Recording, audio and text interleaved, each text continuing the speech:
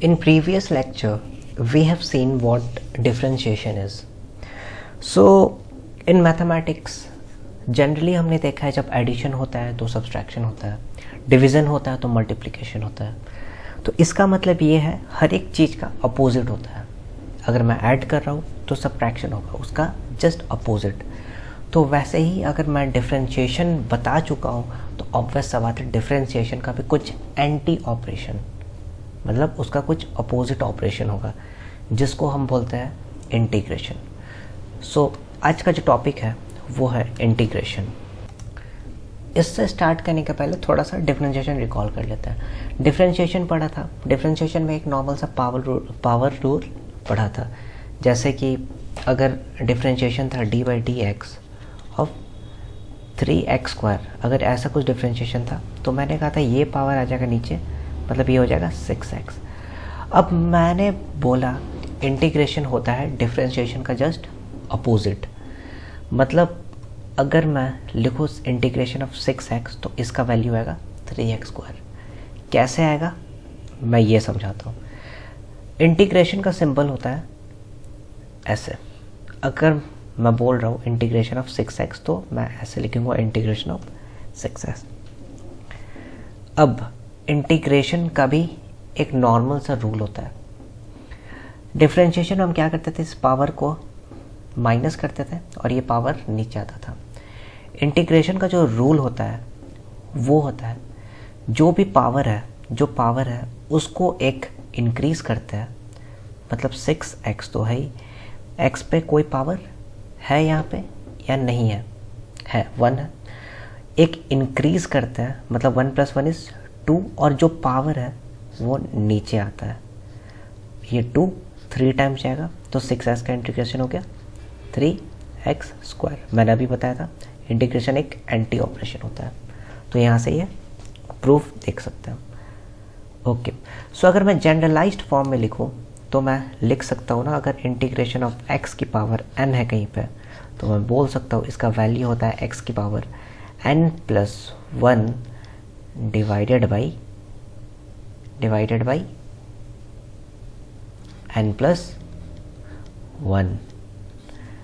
ये होता है प्लस कांस्टेंट. इंटीग्रेशन में हमेशा याद रखना एक कांस्टेंट ऐड करते हैं जो कि एज अ ब्रैकेट काम करता है. ठीक है. अब डिफरेंशिएशन में बहुत सारे रूल्स पढ़े थे हमने, तो वैसे ही इंटीग्रेशन में भी रूल्स है, बहुत सारे रूल्स हैं इंटीग्रेशन में भी. चलिए तो रूल नंबर 1 देखते हैं.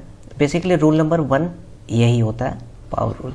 इसको देख लिया है, इस पर कुछ क्वेश्चंस कर लेते हैं 1-2, फिर आगे बढ़ते हैं रूल नंबर 2 पे. मान लो मेरे पास कोई क्वेश्चन है, इंटीग्रेट x³ dx. इसका इंटीग्रेशन होगा x की पावर 3 + 1 मतलब 4 और ये 4 आएगा नीचे. और मैंने एक बात बताया, ध्यान रखना हमेशा इंटीग्रेशन में कांस्टेंट होता है तो एक कांस्टेंट आएगा. ठीक है. दूसरा क्वेश्चन करते हैं. मान लो इंटीग्रेशन है, इंटीग्रेशन ऑफ √x dx. ये क्या होगा? बहुत सिंपल है. x पे रूट है, इसका मतलब होता है x⁴ 1/2. इसी का इंटीग्रेशन है. मैंने बोला था अभी इंक्रीज होता है मतलब x की पावर 1/2 + 1 और नीचे भी हो जाएगा 1/2 + 1 प्लस कांस्टेंट. समझ में आया बात? ऐसे ही अगर कोई भी पावर वाले फॉर्म में है तो हम इजीली कर लेंगे. एक और एग्जांपल देखते हैं. अगर मेरे पास एग्जांपल है इंटीग्रेशन ऑफ 1/x³ तो क्या करेंगे? बहुत इजी. मैंने पिछले वीडियोस में भी बताया था, जब भी 1/समथिंग है तो उसका मतलब होता है x⁻³ -3. इसी का तो इंटीग्रेशन है. और अभी मैंने बताया integration to the power rule में पावर में एडिशन होता है और जो ऊपर आता है वही नीचे आता है +c. ये होगा इसका आंसर. अब चलते हैं रूल नंबर 2 में. रूल 2 है इंटीग्रेशन ऑफ ट्रिग्नोमेट्रिक फंक्शन.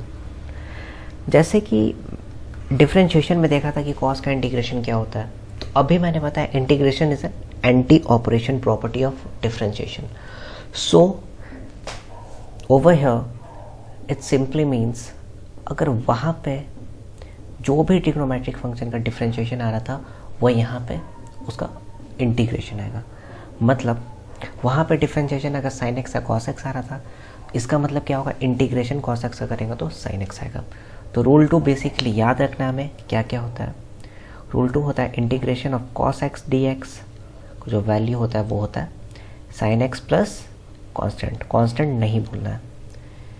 दूसरा होता है integration of sine x d x is equals to minus cos x plus constant. तीसरा होता है integration of sec square x is equals to tan x plus C, that is constant. चौथा होता है integration of tan x sec x d x is equals to sec x plus constant. उसके बाद होता है integration of cosec square x d x is equals to minus cot x plus constant.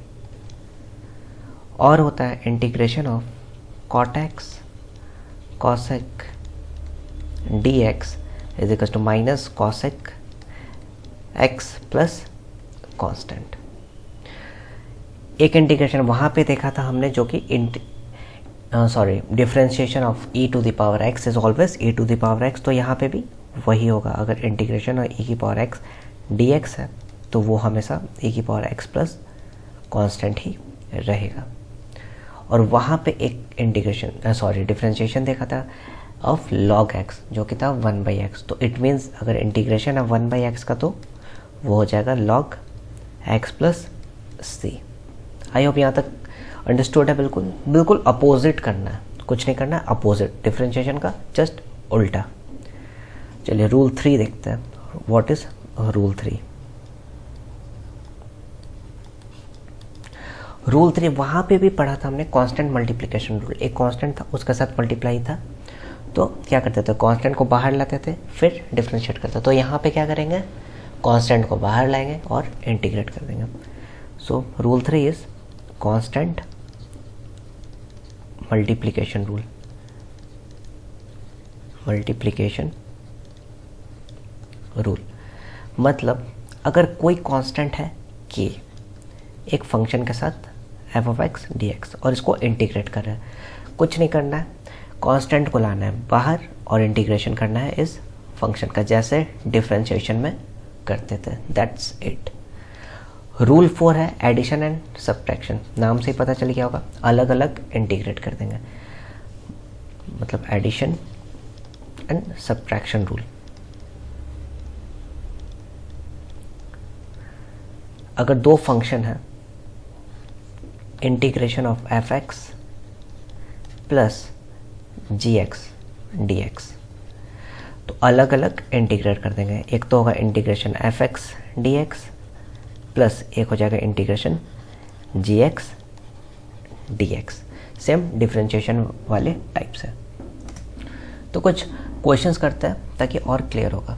जैसे अगर मेरे पास क्वेश्चन है integration of 2 sin x dx, कौन सा फॉर्म लगेगा, देख लो। इसमें होगा कांस्टेंट मल्टीप्लिकेशन, 2 को लेंगे बाहर, इंटीग्रेट कर देंगे sin x का, dx एक एज अ ब्रैकेट काम करता है इंटीग्रेशन में। तो ये मत करना कभी भी भूल से कि dx क्या है और मैंने dx को ही इंटीग्रेट कर दिया, नहीं, बस इसके साथ जो फंक्शन है उस पर ध्यान देना है। तो 2 और इंटीग्रेशन साइन एक्स, अभी मैंने बताया था साइन एक्स का इंटीग्रेशन माइनस कॉस एक्स, तो ये हो जाएगा -2 cos x plus constant. Constant का हमेशा ध्यान रखना है। एक और एग्जांपल करते हैं। अगर मान लो मेरे पास है 5 sec स्क्वायर dt, कुछ नहीं करेंगे, 5 को लाएंगे बाहर, sec स्क्वायर dt का इंटीग्रेशन, मतलब ये हो जाएगा 5 integration sec square dt। sec square का इंटीग्रेशन अभी बताया था होता है 10x, मतलब यहाँ पे t के टर्म्स में तो हो जाएगा 10t प्लस c। ठीक है, एक एग्जांपल देखते हैं। अगर मेरे पास एग्जांपल है समथिंग, कुछ ऐसा एग्जांपल है integration of 7 cot x cosec x dx, तो क्या होगा cot x cosec x dx, तो क्या होगा? इंटीग्रेशन बताया था, बहुत इजी है, 7 लेंगे बाहर और integration cot x cosec x dx हो जाएगा, क्या होगा cosec x प्लस c, ये हो जाएगा आंसर। तो बेसिकली ट्रिग्नोमेट्रिक आइडेंटिटीज याद रहनी चाहिए। अगर मेरे पास कहीं पे है integration x square plus x plus 1 D x, इसमें कौन सा रूल लगेगा? इसमें लगेगा एडिशन रूल, इंटीग्रेशन अलग अलग करेंगे, ये हो जाएगा integration x square D x plus integration x d x plus normal 1 D x का मतलब डी एक्स होता है। एक्स स्क्वायर क्या हो जाएगा 2 का पावर 2 का से मतलब पावर इंक्रीज करेगा और वही डिवाइड में आएगा, तो हो जाएगा x cube by 3 plus x क्या होगा x square by 2 plus D x है मतलब सिंगल है, सिंगल डी एक्स का हमेशा इंटीग्रेशन होता है एक्स। कितना कांस्टेंट है? यहाँ पर आएगा C1, यहाँ पर आएगा C2, यहाँ पर आएगा C3। अगर मान लो मैं लिख देता हूँ तीनों को मिला के C1 C2 को C3 को मिला के लिख दूँगा C, तो आ गया हमारा आंसर। ठीक है, अब कुछ फॉर्मूलाज है जो याद रखना है हमें, उस पर क्वेश्चंस आते हैं। फॉर्मूला पहला है, अगर इंटीग्रेशन है कहीं पे भी ax plus B raise to the power n dx, इसका वैल्यू होता है ax plus B divided by a n plus 1, ये ax plus B to the power होता है n प्लस 1 प्लस c, जहाँ पे n is not equal to 1। एक तो ये है। दूसरा फॉर्मूला होता है cos ax plus b dx, ये हो जाएगा sine ax plus b by a plus c. ये इससे भी हम रिलेटिवली कंपेयर कर सकते हैं। ठीक है, तीसरा होता है integration of e raise to the power a x plus b d x, इसका वैल्यू होता है e raise to the power a x plus B divided by a plus c. चौथा होता है 1 by integration of 1 by a x plus b d x, इसका value होता है ln a x plus B divided by a plus constant. ठीक है, एक और फॉर्मूला होता है जो होता है integration of cos square x d x, इसका वैल्यू होता है x by 2 plus sine 2x by 4 plus c. Okay, so अभी तक हमने जितना भी पढ़ा है इंटीग्रेशन में, अभी तक नॉर्मल पढ़ा है, वो बेसिकली या तो याद करने वाले आइडेंटिटीज़ है और जो थे वो डिफरेंशिएशन से कंपैरिजन थे, तो जो कि इजीली क्वेश्चन सॉल्व हो जाएंगे। अब एक नया टर्म पढ़ेंगे इंटीग्रेशन में जिसे हम कहते हैं integration by substitution. It is known as integration by substitution. Like you can understand from the name itself, integration by substitution. So we are going to substitute something and convert its part so that we can integrate that function easily. समझ में नहीं आया? अभी समझ में आ जाएगा जब पढ़ते हैं। Next heading is integration by substitution. Integration by substitution.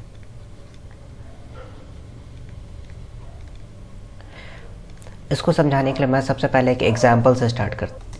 Substitution समझाने के लिए मैं एक बहुत बेसिक सा एग्जाम्पल ले रहा जिससे समझ में आएगा बेसिकली होता क्या है सब्स्टिट्यूशन। ठीक है, ध्यान से समझना, जब मैं एग्जाम्पल कर रहा हूँ तो समझ में आ जाएगा। अगर मेरे पास कहीं पे भी है integration of cos x sine raise to the power 4x dx, अब मैं इसमें 2 स्टेप करने जा रहा हूँ, बहुत इंपॉर्टेंट, ध्यान से समझना, पूरा सब्स्टिट्यूशन समझ में आ जाएगा एक बार। पहला मैं सब्स्टिट्यूट कर रहा हूँ इसमें, I am substituting sine x S T. दूसरा मैं कर रहा हूँ, जो सब्स्टिट्यूट किया उसको मैं डिफ्रेंशिएट कर रहा हूँ दोनों साइड। साइन एक्स का डिफ्रेंशिएशन होता है cos x d x, T हो जाएगा टी टी। इससे एक बात क्लियर हो गया। अब मेरा ये जो क्वेश्चन था ये बहुत इजी हो गया। क्यों? क्योंकि साइन एक्स को तो मैंने टी कर लिया, तो मेरे पास आ गया कॉस एक्स डी एक्स का वैल्यू डी टी। मतलब मैं इस इंटीग्रेशन को तो लिख सकता हूँ ना, कॉस एक्स डी एक्स है डी टी, साइन एक्स था टी, मतलब t raise to the power 4 d t. अब पावर रूल सबको पता है, मतलब टी की पावर 5/5 प्लस सी। टी क्या था? टी था हमारा साइन एक्स, मतलब sine raise to the power 5x/5 plus c हो गया आंसर। कितना इजीली सॉल्व कर लिया मैंने इसको सब्स्टिट्यूशन से। मतलब कभी भी क्वेश्चन में कोई ऐसा टर्म लो, सब्स्टिट्यूट करो जिसके वजह से क्वेश्चन सिंप्लीफाई हो जाए। यहाँ पे साइन एक्स लिया, साइन एक्स को सब्स्टिट्यूट किया तो क्वेश्चन सिंप्लीफाई हो गया। यही होता है इंटीग्रेशन बाय सब्स्टिट्यूशन, इसके अलावा कुछ नहीं है। एक क्वेश्चन करते हैं और क्लियरली समझ में आ जाएगा। तो question is integration of x cos x² dx। सोचो यहाँ पे क्या सब्स्टिट्यूट हो सकता है जिसकी वजह से क्वेश्चन इजीली सॉल्व हो जाए हमारे पास। तो देखो, अगर मैं यहाँ पे x² = t सब्स्टिट्यूट कर देता हूँ तो हो जाएगा 2x = क्या होगा? dt होगा ना। 2x dx = dt। मतलब अगर मैं बोलूँ x dx का जो वैल्यू होगा वो हो जाएगा dt/2। कुछ क्लिक किया माइंड में, x dx का वैल्यू तो मुझे पता चल गया, dt/2 होगा। अब मैं इस वैल्यू को इसमें सब्स्टिट्यूट करूँगा तो मेरे पास इंटीग्रेशन जो आएगा वो आएगा cos x तो है t, मतलब ये क्या हो जाएगा? x dx हो जाएगा dt/2, और सॉरी x² है t तो हो जाएगा cos t। cos का इंटीग्रेशन सबको आता है तो हो जाएगा 1/2, ये कांस्टेंट बाहर आ जाएगा और इंटीग्रेशन में बचेगा cos t dt। cos का इंटीग्रेशन होता है sin t। आंसर आ जाएगा 1/2 into sine T plus constant. T का वैल्यू हमने अज्यूम किया था x², मतलब आंसर हो गया साइन x²/2 प्लस कांस्टेंट। इससे ज़्यादा हमें जानने का ज़रूरत नहीं है, वो मैथ्स में पढ़ते हैं फर्दर, लेकिन फिजिक्स में this is enough to solve problems. Fine. Next heading is definite integration. Definite integration पहले बता दो होता क्या है। बेसिकली ये इंटीग्रेशन एक लिमिट्स के लिए होता है। For example what I mean to say is, एक पर्टिकुलर पाथ है जिसको बोल दिया गया है हमें इंटीग्रेट, एक रेंज दिया हुआ है मान लो 2 to 5, और इसके बीच में हमें वैल्यू निकालना। इस टोटल समेशन, एक तरह से मैं बोलूँ पूरे 2 से 5 के बीच में क्या अकर हुआ ये पूरा ओवरऑल निकालना। तो हम यूज़ करते हैं इंटीग्रेशन, डेफिनेट इंटीग्रेशन।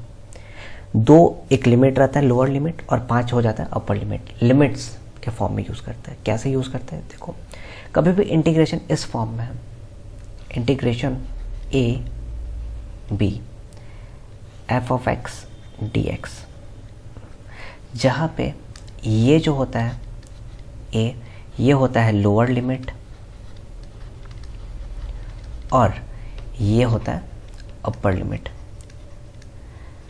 इस इंटीग्रेशन का मतलब है एक फंक्शन है f(x) dx, इसको हमें इंटीग्रेट करना है इन दोनों रेंज में, इन दोनों लिमिट्स में a और b। इसका वैल्यू आएगा upper limit minus lower limit, मतलब f(b) माइनस f(a)। इसको इंटीग्रेट करेंगे और जो लिमिट्स आएगा वो ये होगा। ठीक है, एक एग्जांपल देखते हैं। मतलब एग्जांपल है, हमें इंटीग्रेट करना है 0 to 5 x² dx। तो ये क्या होगा, पहले तो x² का इंटीग्रेशन कर लो जो कि होगा x³/3 और इस पर लिमिट लगा दो 0 to 5 का। मैंने अभी कहा था अपर लिमिट मतलब x के जगह 5 माइनस लोअर लिमिट हो गया 0। आंसर आ जाएगा 125/3। समझ में आया? लिमिट्स लग जाता है तो डेफिनेट इंटीग्रेशन। कुछ क्वेश्चन देखते हैं डेफिनेट इंटीग्रेशन का। मान लो मेरे पास है integration of d theta from 2π to 5π। ये क्या होगा, d थीटा का इंटीग्रेशन होता है नॉर्मल, d थीटा का इंटीग्रेशन होता है थीटा, तो ये हो जाएगा थीटा। और मैंने अभी कहा था लिमिट्स लगाते हैं 2π से, जो लिमिट्स गिवन है वो, तो अपर लिमिट्स हो जाएगा 5π माइनस 2π, ये हो जाएगा 3π। अब बहुत लोग सोच रहे होंगे मैं कांस्टेंट क्यों नहीं यूज़ कर रहा हूँ, क्योंकि एक पर्टिकुलर वैल्यू आ रहा है आंसर, तो कांस्टेंट यूज़ करने का ज़रूरत नहीं है। फाइन, तो इससे क्या पता चला, इंटीग्रेशन वही है, बस लिमिट्स आ जाता है तो डेफिनेट है, और लिमिट्स आ गए तो upper limit minus lower limit.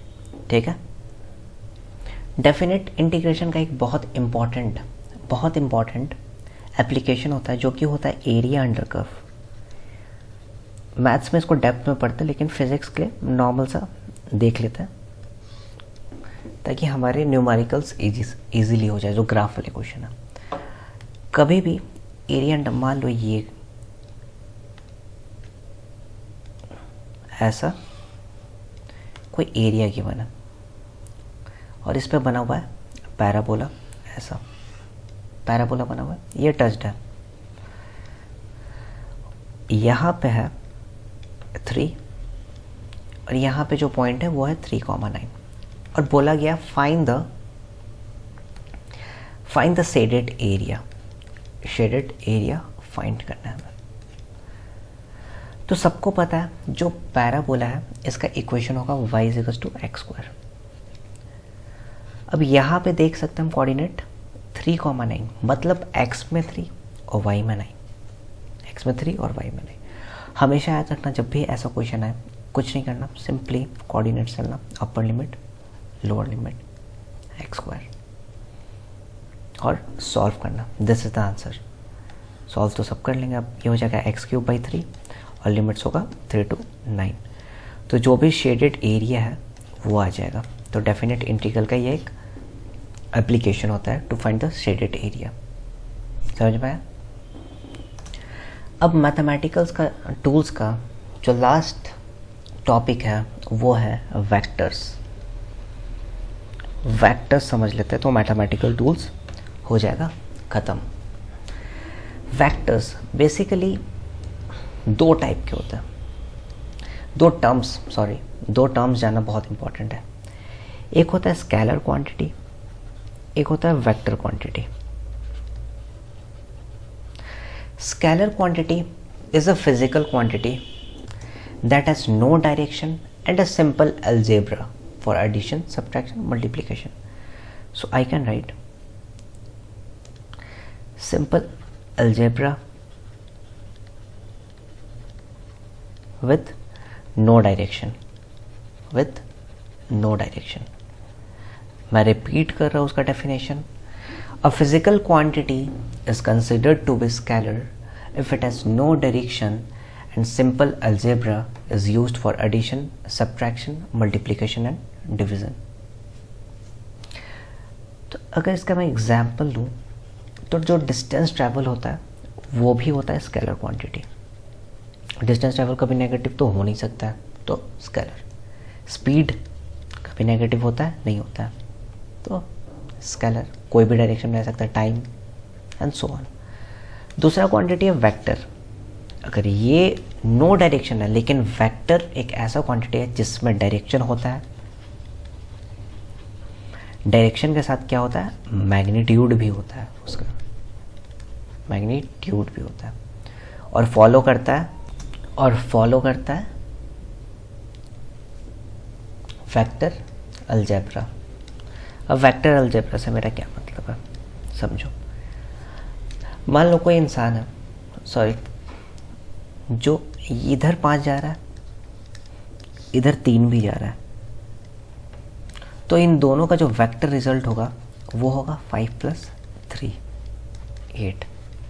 लेकिन वही इंसान मान लो इधर 5 जा रहा है और इधर जा रहा है 3, तो इन दोनों का जो रिजल्ट होगा ना वो होगा 5 - 3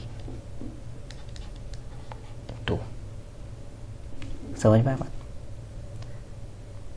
अपोजिट है तो ये वेक्टर अलजेब्रा है। और इसका जो डिनोट करते हैं हम लोग वेक्टर को, वो ऊपर इस एरो से डिनोट होता है वेक्टर क्वांटिटी। इसको याद करना बहुत इजी है। नॉर्मली कोऑर्डिनेट ही याद कर लो। अगर इधर जाते हैं तो पॉजिटिव, इधर जाता है तो नेगेटिव, ऐसे नॉर्मली याद रख सकता है। वैसे कोई बड़ा चीज़ है नहीं, वेक्टर अलजेब्रा समझ में आ जाएगा। अब कुछ प्रॉपर्टीज़ है वेक्टर्स के, प्रॉपर्टीज़ ऑफ वेक्टर्स।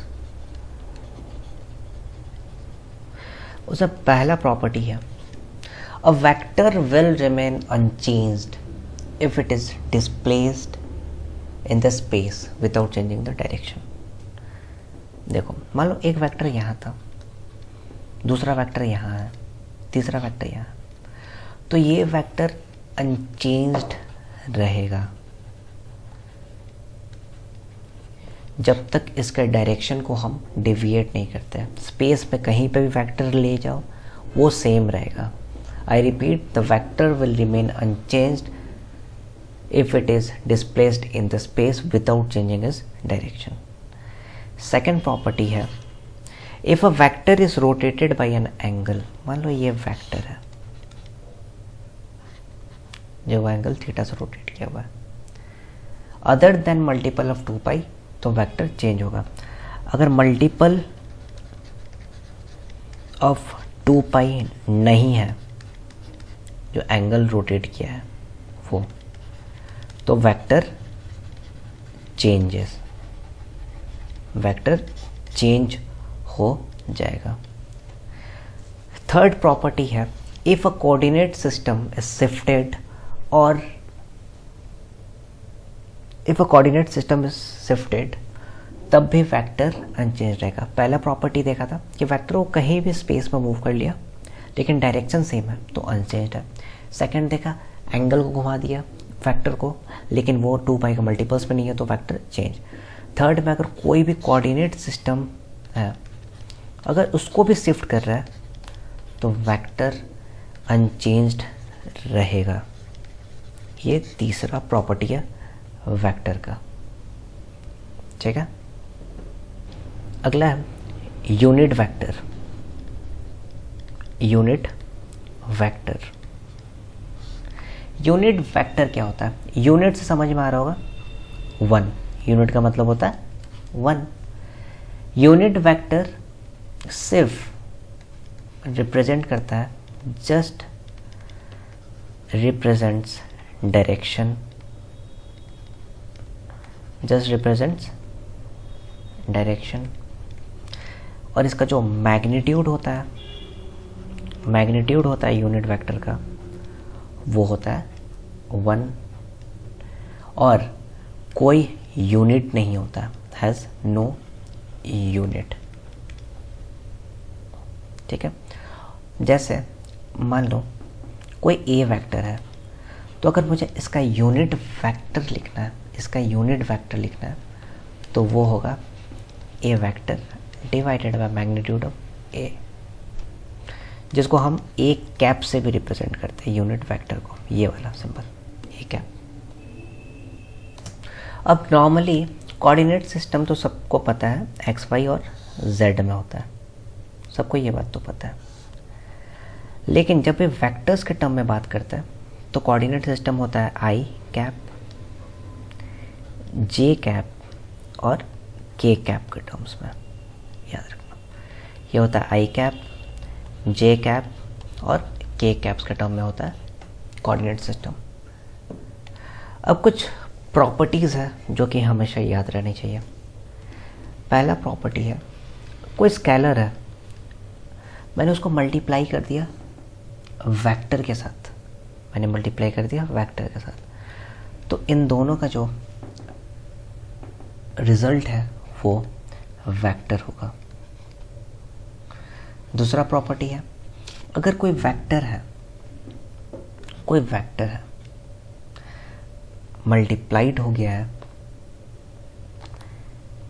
किसी मैग्नीट्यूड के साथ जो कि 2 है, 3 है, कुछ भी मैग्नीट्यूड है, तो जो रिजल्ट होगा वो मैग्नीट्यूड टाइम्स वेक्टर होगा, मैग्नीट्यूड टाइम्स द वेक्टर। तीसरा प्रॉपर्टी है, अगर वेक्टर मान लो ए वेक्टर है और एक माइनस ए वेक्टर है, माइनस क्यों लगाए, क्योंकि डायरेक्शन की वजह से, सेम मैग्नीट्यूड है लेकिन अपोजिट डायरेक्शन है। क्या बोला मैंने, सेम मैग्नीट्यूड है लेकिन अपोजिट डायरेक्शन है, तो 2 केसेस बनते हैं। एक, मान लो मैग्नीट्यूड लैम्डा है जो पॉजिटिव है और एक मान लो मैग्नीट्यूड है नेगेटिव है, तो जो पॉजिटिव केस में उसमें जो वेक्टर होते हैं वो होते हैं पैरेलल, और जो नेगेटिव केस होंगे तो उसमें वेक्टर होता है एंटी पैरेलल। और हाँ, अगर मैग्नीट्यूड 0 है तो होता है नल वेक्टर, कोई वैल्यू नहीं है, एक नल वेक्टर है। I hope it's clear. दूसरा है polygon law of vector addition, polygon law of vector addition.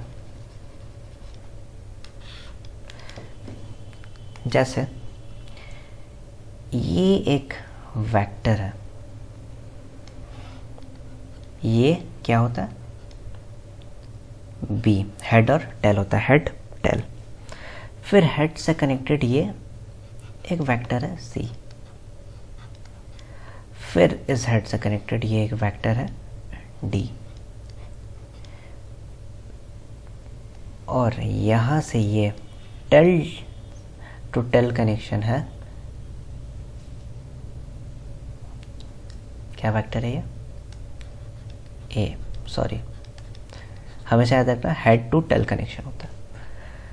तो जो रिजल्टेंट होगा इस वेक्टर का, जो रिजल्टेंट वेक्टर होगा पॉलीगन रूल के according, the resultant is always given as sum of vector that is A plus B plus C plus D vector. समझ में बात। दूसरा होता है ट्राइंगल लॉ,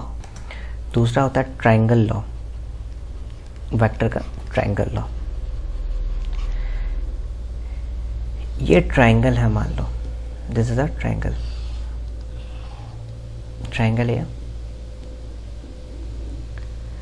अब ये साइड है मान लो b साइन थीटा, ये साइड है मान लो a plus B cos theta, और रिजल्टेंट है a plus B, a vector plus b vector at an angle alpha. तो ट्राइंगल लॉ से याद रखना 2 वैल्यूज आता है जो होते हैं tan alpha is equal to b sine theta by a plus B cos theta, और दूसरा होता है जब भी रिजल्टेंट निकालता है तो वैल्यू होता है magnitude of a plus B vector is always equal to under root a square plus B square plus 2ab cos theta. ये चीज़ हमेशा याद रखना। और 2 कंडीशन होता है मिनिमम और मैक्सिमम। जब मैग्नीट्यूड मैक्सिमम है तो वो होता है a प्लस बी, और मैग्नीट्यूड मिनिमम है तो वो होता है a माइनस बी।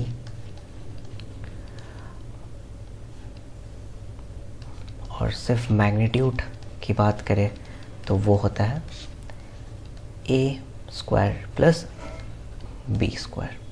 है बात समझ में। अब प्रोडक्ट्स पढ़ने पड़ते हैं। प्रोडक्ट्स का मतलब वेक्टर का मल्टीप्लिकेशन कैसा होता है। तो दो तरह का मल्टीप्लिकेशन होता है, एक होता है डॉट प्रोडक्ट और एक होता है क्रॉस प्रोडक्ट।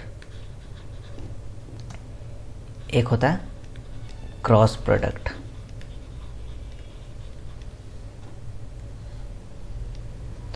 तो पहला देखते हैं dot product. Dot product represent होता है A dot B. Dot product represent होता है ए डॉट बी और इसका वैल्यू होता है A B cos theta. A B cos theta. अब देखो डॉट प्रोडक्ट कैसे करते हैं। पहले क्रॉस प्रोडक्ट देख लेते हैं, एक एग्जांपल लेंगे, दोनों से समझ लेंगे। और क्रॉस प्रोडक्ट होता है ए क्रॉस बी वेक्टर। ये स्केलर के लिए होता है, ये वेक्टर के लिए होता है, और ये होता है A B sine theta. A B sine theta ये मैंने अभी बताया स्केलर के लिए होता है, ये बताया मैंने वेक्टर के लिए होता है। इसको स्केलर प्रोडक्ट भी बोलते हैं हम लोग, स्केलर प्रोडक्ट, और इसको बोलते हैं मैंने वेक्टर प्रोडक्ट। अभी कुछ देर पहले मैंने बताया था कोऑर्डिनेट्स के बारे में कि जब भी वेक्टर में होता है कोऑर्डिनेट्स आई कैप, जे कैप और के कैप में रिप्रेजेंट करता है। एक एग्जांपल देखता है इन दोनों प्रोडक्ट्स को समझने के लिए। So if we are given an example of where A vector is 2i cap plus 2j cap plus 3k cap and b vector is 3i cap plus 2j cap plus k cap. अब बोला गया है हमें इसका cross product निकालना, मतलब factor product निकालना। मैं डॉट प्रोडक्ट नहीं निकाल रहा हूँ, उसके पीछे एक रीज़न है, मैं इसको समझाने के बाद समझाऊंगा क्या रीज़न है। तो अगर कभी भी वेक्टर प्रोडक्ट का बात हो तो हमेशा याद रखना डिटरमिनेंट से सॉल्व होता है।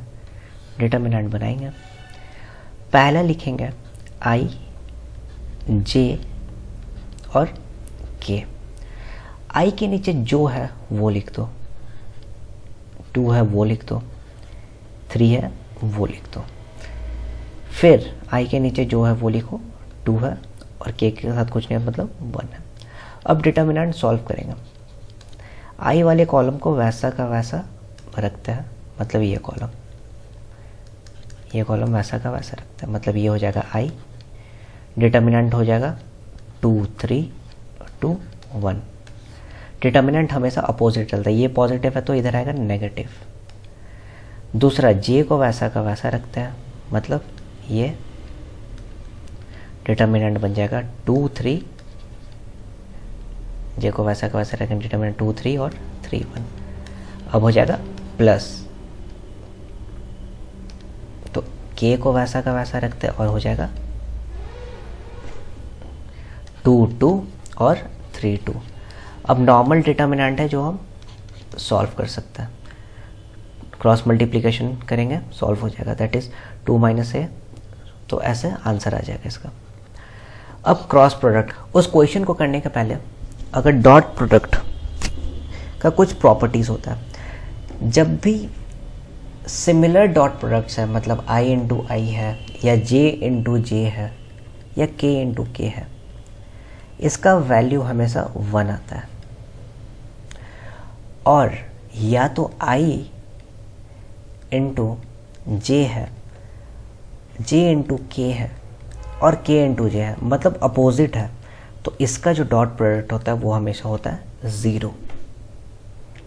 मतलब मान लो, चलो दूसरा क्वेश्चन ले लेते हैं। अगर a कैप है 3i cap plus 4j cap plus 5k cap और b कैप है 2i cap plus -2j cap plus 4k cap, dot product लेना है।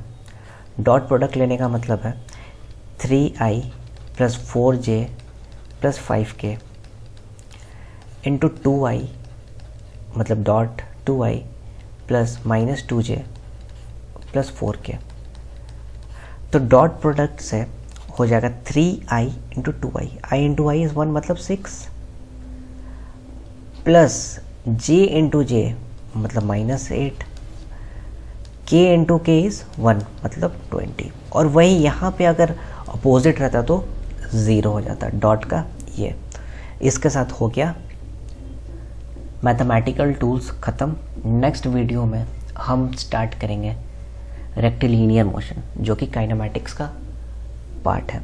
सो अभी तक हम पढ़ चुके हैं function, trigonometric function, logarithmic function, differentiation के रूल्स देख चुके हैं, इंटीग्रेशन पढ़ चुके हैं, इंटीग्रेशन बाय सब्स्टिट्यूशन पढ़ चुके हैं, डेफिनेट इंटीग्रेशन देख चुके हैं, एप्लीकेशन अंडर कर्व देख लिया और वेक्टर देख लिया।